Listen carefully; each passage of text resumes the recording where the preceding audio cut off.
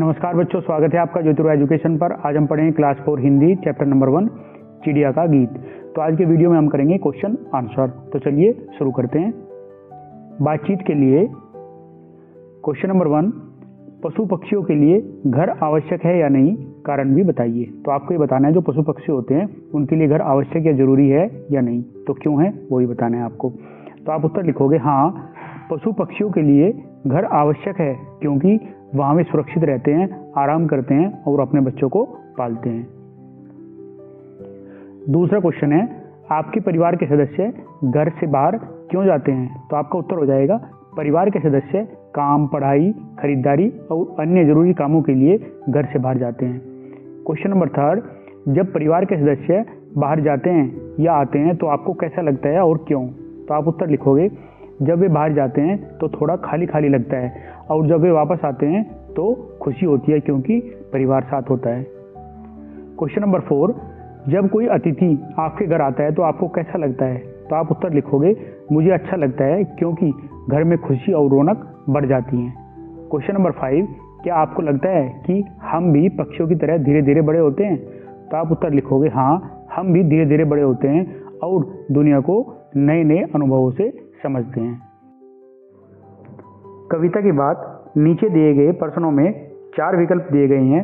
प्रश्नों के उत्तर में एक से अधिक विकल्प सही हो सकते हैं। जैसे प्रश्न है घोंसले से संबंधित उपयुक्त वाक्य को चिन्हित कीजिए, और ऑप्शन है घोंसला पक्षियों का घर होता है, तो ये करेक्ट है। घोंसला जो है वो पक्षियों का घर होता है। घोंसला सूखे तिनकों से बनाया जाता है, ये भी करेक्ट है। पक्षियों का घोंसला केवल पेड़ों पर होता है, नहीं, केवल पेड़ों पर नहीं होता है, तो ये रॉन्ग हो जाएगा, ये आप क्रॉस कर देना। कुछ पक्षियों का घोंसला हमारे घरों में भी होता है, ये करेक्ट है। कुछ पक्षी जैसे कबूतर का घोंसला जो है घरों में पाया जाता है, तो ये करेक्ट हो जाएगा आपका। तो केवल इसमें जो है एक ही रॉन्ग है, वो ये वाला। कविता में अंडे जैसा था आकार का प्रयोग निम्नलिखित में से किसके लिए किया गया है। संसार, आकाश, घर और घोंसला, तो वो घर के लिए किया गया है। तब मैं यही समझती थी बस इतना सा ही है संसार। इन पंक्तियों में इतना सा का क्या अर्थ है। तो उसका अर्थ है बहुत ही छोटा। नीचे दी गई कविता की पंक्तियों का मिलान उनके नीचे दी गई उपयुक्त पंक्तियों से कीजिए। तो बच्चों यहाँ पर ये पंक्तियाँ दी गई हैं जो कि हमारी पोयम से ही ली गई हैं। जैसे फिर मेरा घर बना घोंसला सूखे तिनकों से तैयार, और इसी तरीके से दूसरी है आखिर जब मैं आसमान में उड़ी दूर तक पंख पसार, और फिर ये वाली है फिर मैं निकल गई शाखों पर हरी भरी थी जो सुकुमार, और लास्ट वन सबसे पहले मेरे घर का अंडे जैसा था आकार। अब तो बच्चों इनका आंसर हो जाएगा फिर मेरा घर बना घोंसला सूखे तिनकों से तैयार, तो इसका करेक्ट आंसर हो जाएगा तब मैं यही समझती थी बस इतना सा ही है संसार। आखिर जब मैं आसमान में उड़ी दूर तक पंख पसार, जब वो चिड़िया सबसे लास्ट में जाती है, आसमान में उड़ जाती है, तब उसको पता लगता है कि तब मेरी समझ में आया बहुत बड़ा है संसार, तो इसका ये कड़ी लाइन हो जाएगी करेक्ट वाली। और फिर मैं निकल गई शाखों पर हरी भरी थी जो सुकुमार, इसका करेक्ट हो जाएगा तब मैं यही समझती थी बस इतना सा ही है संसार। सबसे पहले मेरे घर का अंडे जैसा था आकार, तो इसके लिए करेक्ट क्या हो जाएगा ये वाला ही, क्योंकि जब वो अंडे में थी तब वो ये समझती थी कि उसका संसार जो है वो छोटा सा ही है। जब वो घोंसले में आती है तब भी उसको लगता है कि संसार छोटा है, और जब वो शाखाओं पर हरी भरी शाखाओं पर घूमती हैं तो तब भी उसको लगता है कि संसार बहुत ही छोटा है। लेकिन जब वो बाहर चली जाती है, आसमान में उड़ जाती है, तब भी उसको पता लगता है कि संसार बहुत ही बड़ा है। सोचिए और लिखिए चिड़ियों को यह संसार कब कब छोटा लगा। तो इसका उत्तर आप लिखोगे जब वह अंडे में थी, जब वह पेड़ की शाखाओं पर थी और जब उसका घर घोंसला था। क्वेश्चन नंबर 2, खुले आकाश में उड़ते समय चिड़िया ने क्या क्या देखा होगा जिससे उसे लगा कि संसार बहुत बड़ा है। तो आपका उत्तर होगा उसने पेड़, पहाड़, नदियाँ, खेत, घर और बहुत बड़ा आसमान देखा होगा जिससे उसे लगा कि संसार बहुत ही बड़ा है। क्वेश्चन नंबर 3, प्राय सुबह शाम पक्षियों की चहचहाट जो कलरव होता है सुनाई देती है, ऐसा क्यों होता है। तो आप उत्तर लिखोगे सुबह पक्षी भोजन ढूंढने निकलते हैं और शाम को अपने घोंसले में लौटते हैं, इसलिए वे चहचहाते हैं। समझ और अनुभव, जब कोई शिशु चिड़िया घोंसले से बाहर आती है तो उसे लगता है कि संसार बहुत ही बड़ा है। क्या आपको भी घर से बाहर निकलते समय ऐसा ही अनुभव होता है और क्यों। तो आप उत्तर लिखोगे हाँ, जब हम घर से बाहर जाते हैं तो नई नई चीज़ें देखते हैं और लगता है कि दुनिया बहुत ही बड़ी है। क्वेश्चन नंबर 2, एक शिशु पक्षी की तरह आप भी धीरे धीरे बड़े हो रहे हैं, अब तक आप में भी कई परिवर्तन आए हैं। नीचे दिए गए शीर्षकों के अनुसार अपने अंदर आए परिवर्तनों को लिखिए, जैसे शारीरिक परिवर्तन, खान पान में परिवर्तन, गीत संगीत, रुचियों में परिवर्तन, चित्रकारी, पढ़ना लिखना, समझ में परिवर्तन, खेल और नृत्य और अभिनय। इनके अतिरिक्त यदि आपको किसी अन्य परिवर्तन की अनुभूति होती है तो उसे भी कक्षा में साझा कीजिए। तो आप इस तरीके से लिख सकते हो, शारीरिक परिवर्तन, मैं पहले से लंबा और मजबूत हो गया हूँ। रुचियों में परिवर्तन, अब मुझे नई चीज़ें सीखना और पढ़ना अच्छा लगता है। समझ में परिवर्तन, अब मैं पहले से ज़्यादा समझदार हो गया हूँ। खान पान में परिवर्तन, अब मुझे पौष्टिक भोजन पसंद है। चित्रकारी, अब मैं पहले से बेहतर चित्र बना सकता हूँ। मुझे रंगों का प्रयोग करना और नए नए चित्र बनाना अच्छा लगता है। गीत संगीत, अब मुझे गाने सुनना और गुनगुनाना अच्छा लगता है। कभी कभी मैं स्कूल के कार्यक्रम में भी गीत गाता हूँ। पढ़ना लिखना, पहले मैं थोड़ा बहुत पढ़ता था लेकिन अब मैं अच्छी तरह पढ़ और लिख सकता हूँ। मुझे कहानियाँ और नई किताबें पढ़ना अच्छा लगता है। समझ में परिवर्तन, अब मेरी समझ पहले से बेहतर हो गई है। अब मैं चीज़ों को ध्यान से समझने और सही गलत में फ़र्क करने लगा हूँ। खेल, पहले मैं छोटे छोटे खेल खेलता था लेकिन अब मुझे क्रिकेट, फुटबॉल, बैडमिंटन जैसे खेल खेलना पसंद है। नृत्य और अभिनय, अब मुझे नृत्य करना और स्कूल के कार्यक्रमों में अभिनय करना अच्छा लगता है। क्वेश्चन नंबर 3, पहले चिड़िया को लगता था कि यह संसार बहुत छोटा है परंतु सच्चाई कुछ और ही थी। उस समय आपको कैसा लगा जब आपने इनमें से किसी एक को पहली बार देखा, जैसे रेलगाड़ी, मेट्रो ट्रेन, मॉल, समुद्र, पहाड़, वायुयान, जलयान, जंगल, 4 या 6 लाइनों वाली सड़कें, खेत, रेगिस्तान या मरुस्थल और नदी।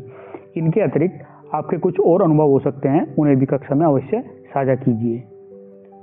तो आप इस तरीके से आंसर लिख सकते हो बच्चों। रेलगाड़ी, जब मैंने पहली बार रेलगाड़ी देखी तो मुझे बहुत आश्चर्य हुआ, यह बहुत लंबी और तेज चलने वाली थी। मॉल, पहली बार मॉल देखकर मुझे बहुत अच्छा लगा, वहाँ बहुत सारी दुकानें, रोशनी और लोगों की भीड़ थी। पहाड़, पहली बार पहाड़ देखकर मुझे बहुत खुशी हुई, पहाड़ बहुत ऊंचे और सुंदर दिखाई दे रहे थे। जलयान, जहाज, जब मैंने पहली बार जलयान देखा तो बहुत बड़ा लगा, उसे पानी में चलते देखकर मुझे बहुत ही मज़ा आया।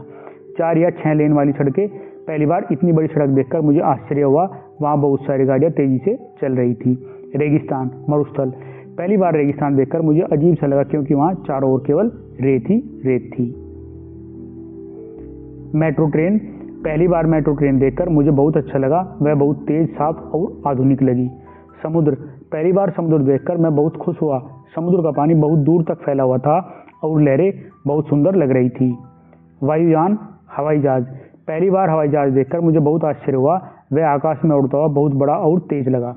जंगल, पहली बार जंगल देखकर मुझे थोड़ा डर भी लगा और अच्छा भी लगा, वहाँ बहुत सारे पेड़ और जानवर थे। खेत, पहली बार खेत देखकर मुझे बहुत अच्छा लगा, वहाँ हरी भरी फसलें और खुले मैदान थे।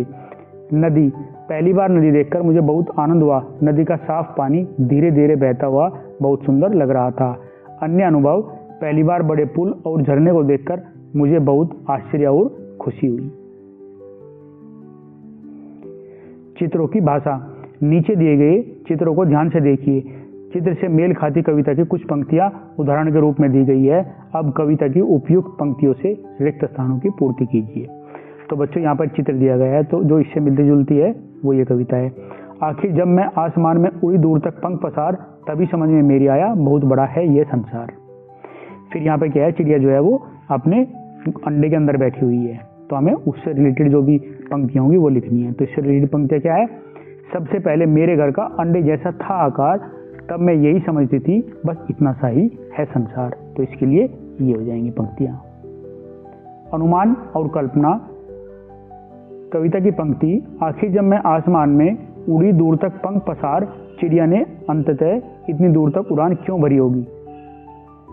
तो इसका उत्तर आप लिखोगे, चिड़िया ने नई जगह को देखने, भोजन खोजने और दुनिया को जानने के लिए इतनी दूर तक उड़ान भरी होगी।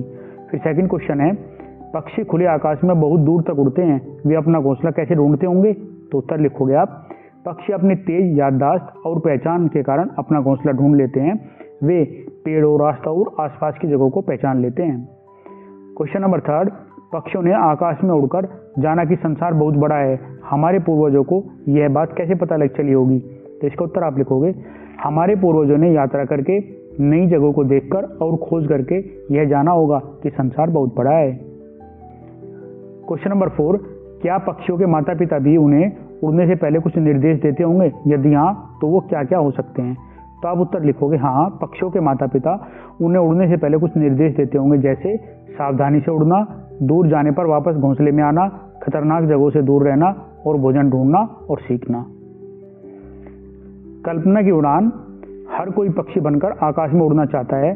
कल्पना कीजिए आप सभी खुले आकाश में पंख फैलाकर उड़ रहे हैं। कोई पहाड़ों के ऊपर उड़ रहा है, कोई समुद्र के ऊपर, कोई क्रिकेट मैच देखते हुए उड़ रहा है, तो कोई विवाह के भोज का आनंद लेते हुए उड़ रहा है। आपको कल्पना करके कक्षा को बताना है कि आप ऊपर से नीचे क्या क्या देख रही हैं। आप अपनी प्रस्तुति को उसी तरह सुना सकते हैं जैसे खेलों में आंखों देखा हाल सुनाया जाता है। यथा मैं पहाड़ों के ऊपर उड़ रहा हूँ, मुझे चारों ओर ऊंचे पेड़, झरने और सरोवर दिखाई दे रहे हैं, ठंडी हवा अच्छी लग रही है, अरे वाह अब तो बर्फ भी दिखने लगी, यह एक सफ़ेद चादर की तरह लग रही है और मैं इसका भरपूर आनंद ले रहा हूँ। उड़ान की परिस्थितियाँ जैसे पहाड़, समुद्र, उसका किनारा, जंगल, रेगिस्तान, मैदान, गांव, नगर, बारात, विभिन्न खेल प्रतियोगिताएं, विद्यालय, मेला, बाजार, चिकित्सालय, चिड़ियाघर, स्थानीय त्योहार आदि हो सकती हैं। शिक्षक बच्चों को उनके पिछले अनुभव और स्थानीयता को ध्यान में रखते हुए अन्य परिस्थितियां भी दे सकते हैं। आकार प्रकार।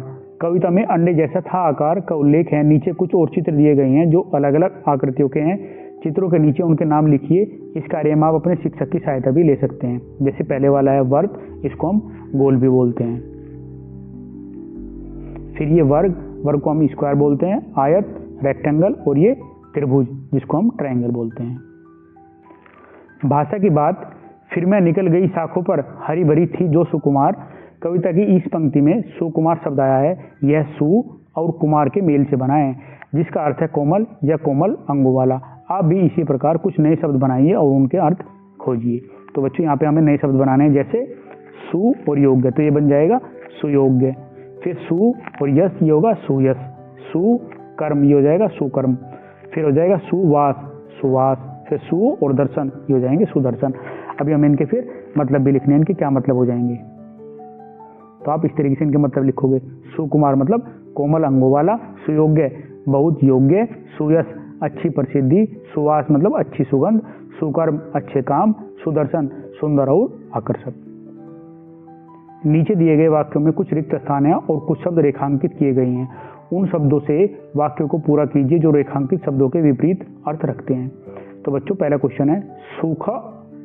सूखा क्या है, रेखांकित है, तो हमें यहाँ पे जो खाली स्थान है इसमें क्या करना है, उसका उल्टा करना है। तो सूखे का उल्टा क्या होता है, गीला। सूखा और गीला कचरा अलग अलग डिब्बों में डाले। इसी प्रकार फिर क्या है, दिल्ली मेरे घर से, तो यहाँ पर देखो ये क्या है, पास। पास को अंडरलाइन किया हुआ है, तो उसका पास का क्या हो जाता है उल्टा, दूर। तो दिल्ली मेरे घर से दूर है, लेकिन गुवाहाटी पास में है। फिर है अनवर कब, तो यहाँ पे क्या है, गया। गया को अंडरलाइन किया गया है, तो गया का उल्टा क्या होता है, आया। तो अनवर कब आया और कब गया पता ही नहीं चलता। फिर है कोई भी काम न तो बड़ा। बड़ा का उल्टा क्या होता है, छोटा। बड़ा होता और नहीं छोटा होता। तो इस तरीके से आपका ये क्वेश्चन कंप्लीट हो जाएगा। आइए अब एक रोचक संवाद पढ़ते हैं। रोचक संवाद मतलब जो आपस में बातचीत है। सलमा, तुम्हें कितने पैसे चाहिए, जितने राजू को मिले। उतने तुम्हें नहीं मिल सकते, तो मुझे कितने पैसे मिल सकते हैं, केवल 50 रुपये। नहीं, मुझे राजू जितने रुपये ही चाहिए। इतने पैसे तो ऐसे नहीं मिल सकते, तो फिर कैसे मिल सकते हैं। इतना सा, उतना सा, जितना सा और कितना सा का वाक्यों में प्रयोग कीजिए और उनके अर्थ भी समझाइए। फिर आपको राजू जितने रुपये मिल जाएंगे। अब नीचे दिए गए शब्दों में वाक्य बनाकर सलमा की सहायता कीजिए। तो यहाँ पर क्या दिए गए हैं शब्द, इतना सा, उतना सा, जितना सा, कितना सा। तो इनका अर्थ बताना है और फिर उनसे एक एक वाक्य बनाना है। तो फिर जैसे पहला वाक्य है इतना सा, इसका मतलब होता है बहुत ही थोड़ा। वाक्य बनाओगे, मेरे पास आज इतना सा ही समय है। उतना सा मतलब जितना बताया गया है उतना थोड़ा। तो वाक्य हो गया, मुझे उतना सा ही पानी चाहिए। जितना सा मतलब जितनी थोड़ी मात्रा उपलब्ध है। तो वाक्य बनाओगे, मेरे पास जितना सा पैसा है मैं उसी से काम चला लूँगा। कितना सा, बहुत कम मात्रा या समय। तो इसका वाक्य बन जाएगा, इस छोटे से काम में कितना समय लगेगा। पाठ से आगे, पक्षी भोजन की खोज में घोंसले से बाहर उड़ते हैं। यह जानना रोचक होगा कि कौन सा पक्षी क्या खाता है। नीचे कुछ पक्षियों के नाम दिए गए हैं, पता कीजिए कि वे क्या क्या खाते हैं। तो बच्चों यहाँ पर पक्षियों के नाम है और यहाँ पर लिखना है कि वो कौन कौन सा भोजन खाते हैं। जैसे पक्षी क्या है, बाज, हंस, तोता, बगुला, कबूतर और उल्लू। तो इनके बारे में बताना है क्या क्या खाते हैं। तो आप लिखोगे बाज, जैसे छोटे जीव और मांस खाता है। हंस जो जलीय पौधे, जो पानी के अंदर जो पौधे होते हैं ना, छोटे छोटे पौधे, उनको खाते हैं। या फिर कीड़े भी खा जाता है। तोता, तोता जो है वो फल खाता है, जो मिर्च या फिर अमरूद, ये सब चीज़ें खाता है वो। फिर होता है बगुला, बगुला क्या खाता है, जो मछली होती है वो खा जाता है। कबूतर जो दाने होते हैं, अनाज के दाने, जैसे गेहूँ, बाजरा, है ना, इस तरीके से अनाज जो होते हैं वो सब खाते हैं। उल्लू, उल्लू जो है छोटे पक्षी खा जाते हैं, चूहे खा जाते हैं। कलाकारी, चित्र बनाना, गाना और नृत्य करना सभी को पसंद होता है। घोंसलों से झांकता हुआ शिशु पक्षी, हरे भरे पेड़ की शाखाओं पर बैठा पक्षी, नीले आकाश में पंख फैलाकर उड़ता पक्षी आदि बहुत प्यारे लगते हैं। अब आप भी नीले आकाश में उड़ते हुए पक्षियों का चित्र बनाइए। जब चित्र तैयार हो जाए तो आप चित्र को पकड़कर एकल या सामूहिक नृत्य कर सकते हैं या अपने मन भावन गीत पर भाव नृत्य कर सकते हैं। आप सभी इन चित्रों को कक्षा या गलियारों में प्रदर्शित कर सकते हैं।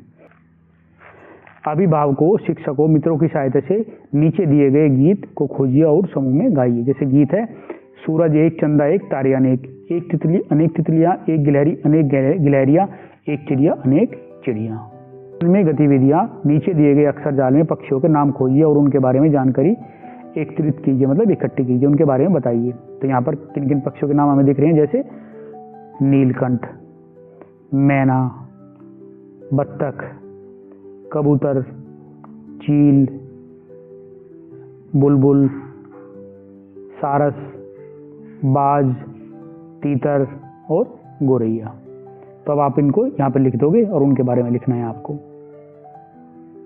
जैसे इस तरीके से लिखोगे आप, नीलकंठ, यह नीले रंग का सुंदर पक्षी होता है और भारत का प्रसिद्ध पक्षी है। मैना, मैना बोलने और आवाज की नकल करने वाला पक्षी है। बुलबुल, बुलबुल मधुर आवाज में गाने वाला छोटा पक्षी है। कबूतर, कबूतर शांत स्वभाव का पक्षी है और पहले संदेश पहुंचाने के लिए भी उपयोग किया जाता था। गोरैया, गोरैया छोटा पक्षी है जो अक्सर घरों के आसपास घोंसला बनाती है। बाज, बाज एक शक्तिशाली शिकारी पक्षी है जो ऊंचे आकाश में उड़ता है।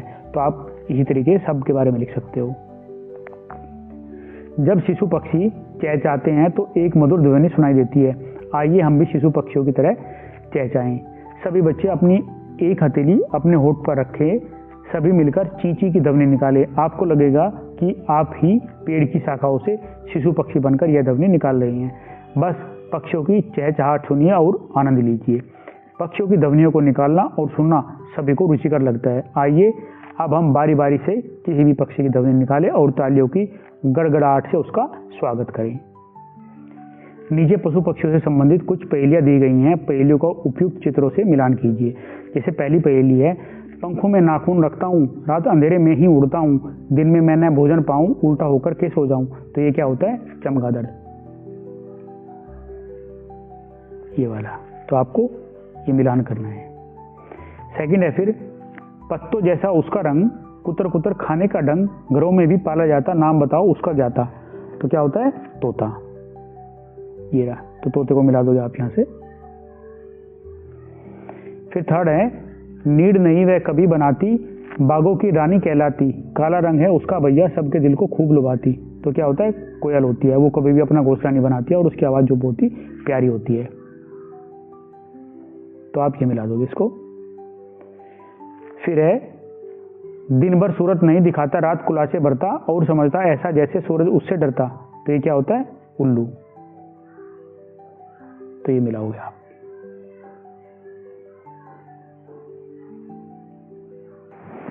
बोलिए फटाफट, नीचे कुछ रोचक और चुनौतीपूर्ण पहेलियां दी गई हैं, शीघ्रता से उनका उत्तर दीजिए। तो ये पहेलियां हैं, आपको उनके बारे में बताना है।